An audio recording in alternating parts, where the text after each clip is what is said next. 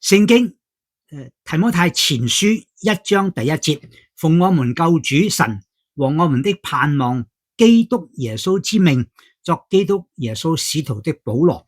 原來保羅蒙召做使徒係奉救主神嘅命同埋耶穌基督嘅盼望，盼望耶穌基督嘅嗰個命令能夠可以做使徒。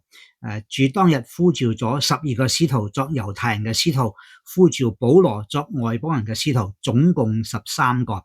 今日喺地上我哋再冇呢個使徒嘅職分，但係保羅做使徒之後，佢就真係好努力嘅、好忠心嘅、至死嘅忠心，將福音傳開，叫好多好多嘅外邦人可以認識耶穌基督。求主幫助我哋都有呢個嘅傳福音嘅心志，能夠將福音傳開，帶領更多人嚟到相信耶穌。求主幫助。我係鄧英善牧師。